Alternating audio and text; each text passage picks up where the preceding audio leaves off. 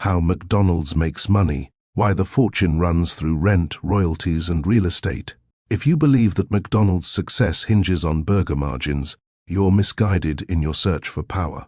The decisive window is 1955 to 1961, the moment a popular restaurant format became a scalable system, starting with Ray Kroc's first restaurant in Des Plaines, Illinois, April 1955, and culminating in McDonald's acquiring the brothers' rights in 1961. What the public buys is food. What the corporation increasingly sells is a bundle, a brand, an operating system, and, crucially, a controlled site.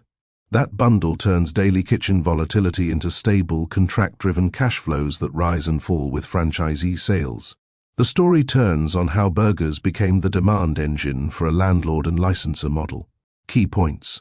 The core contest isn't burger profit per se, it's control over sites and standards, while pushing day-to-day operating risk outward to local operators. The starting point is Des Plaines, Illinois, 1955, when one restaurant becomes a repeatable template that can be copied at scale.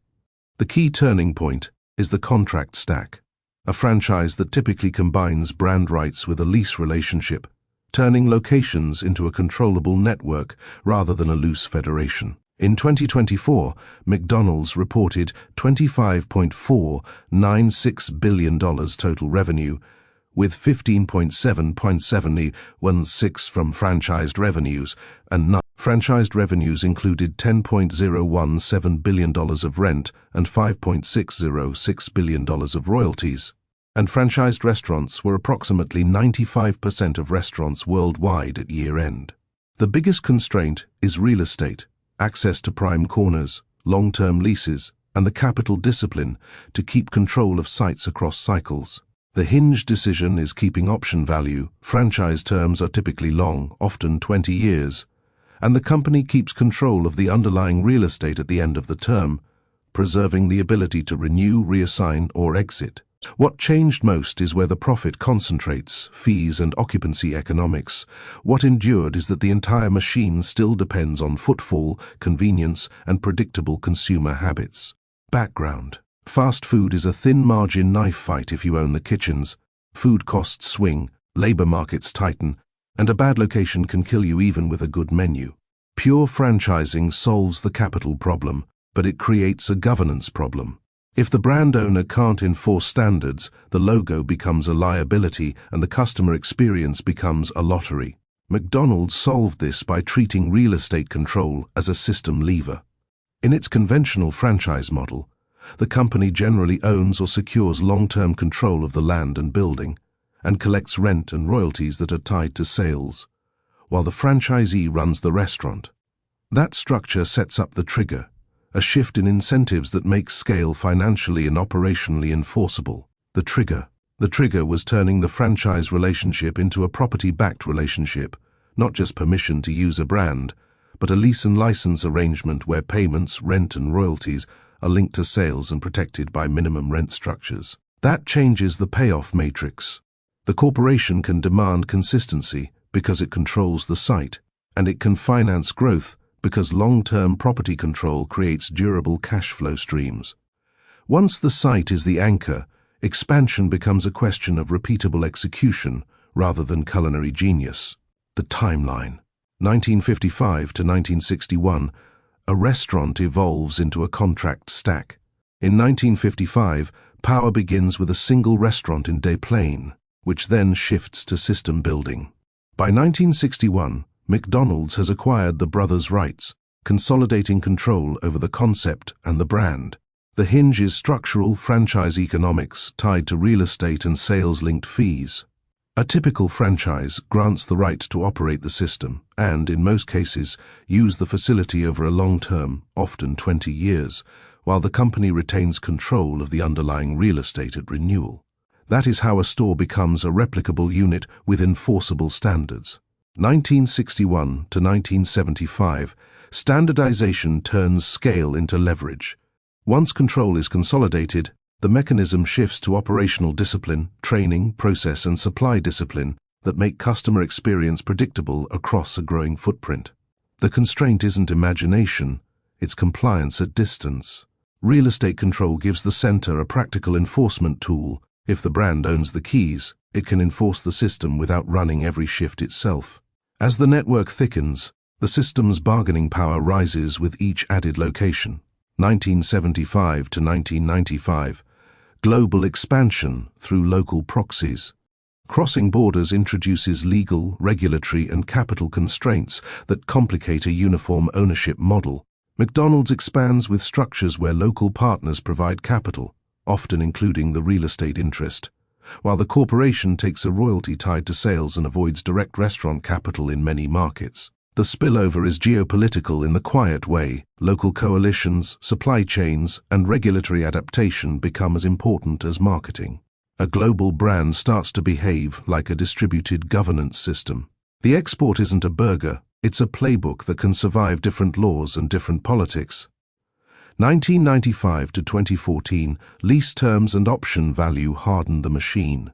With scale, the constraint becomes the portfolio, how to control thousands of sites while managing lease risk and reinvestment cycles. The company operates as a major lessee through ground leases and improved leases, often with long terms, escalation clauses and renewal options typically at the company's discretion. That turns real estate from a cost into a capacity shift, an instrument that captures the best corners, internalizes long-run option value, and keeps the system coherent. The economics begin to resemble infrastructure: boring, repeatable, and extremely hard to dislodge. 2015, present, burgers drive demand, fees drive resilience. By this stage, the model reads like a platform. Franchise fees and occupancy economics matter more to corporate margins than the day-to-day cost stack of each kitchen. Franchised restaurant margins are explicitly framed around franchised revenues minus occupancy costs because the company generally owns or controls the site via long-term leases. The spillover is that McDonald's can scale technology, brand licensing, and system upgrades across a mostly franchised footprint without taking on proportional restaurant operating risk. Once the model is set, the strategic fight shifts to where the next constraint bites hardest: property, politics, or the consumer. Consequences. The immediate outcome is a cash flow structure that is designed to be stable and predictable because it rides on franchisee sales rather than corporate-run kitchen economics. The longer-run effect is bargaining power.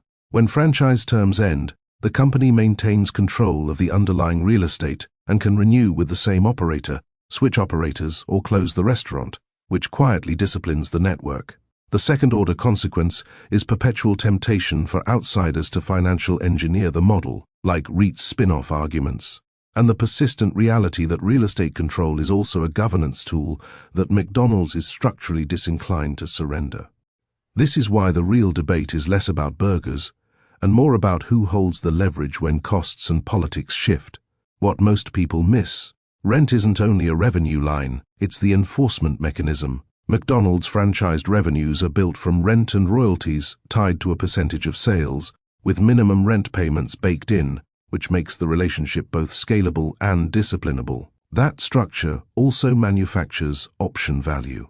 At the end of a typical long franchise term, the company keeps control of the real estate and can decide whether the operator stays, changes, or disappears. So the business isn't food versus real estate. It's food as the demand generator for a contract and location system. What endured? Geography stayed boss. Prime corners, traffic flows, and convenience still determine whether the machine prints cash or leaks it. Standardization stayed non-negotiable. A global brand survives because the customer experience feels predictable, even when the city is not. Property rights and lease law stayed the hard substrate. A franchising empire works best where the paperwork is enforceable and the timeline is long. Local politics stayed relevant. Zoning fights, labor rules, and community resistance can slow expansion even for a giant with deep pockets. Those enduring constraints keep the model powerful, but never frictionless. Disputed and uncertain points. Is its a real estate company a helpful description or a misleading simplification? The filings show rent and royalties are central, but the system still depends on consumer traffic and franchisee sales staying healthy. How exposed is McDonald's to real estate cycles? The company both owns and leases a significant portfolio, and shifts in lease costs, interest rates, and market rents can change the economics at the margin. How much pressure can franchisee economics absorb before resistance rises? The model concentrates leverage at the center, but store-level economics still decide whether operators reinvest or revolt. Will financial activists ever force a structural change, like real estate spin-offs? The argument returns regularly, but the governance value of site control is a major counterweight. The next chapter is less about selling burgers and more about whether this contract and location architecture stays politically and economically durable. Legacy. McDonald's built something bigger than a menu, a system where the corporation can compound power by controlling sites and monetizing sales through rent and royalties. That template is now a global business pattern, a brand at the center, operators at the edge, and long-term property control as the glue that keeps standards enforceable. Subscribe on Spotify or explore more articles for more compelling insight. More insight, less noise. Subscribe and explore the full range at taylortailored.co.uk.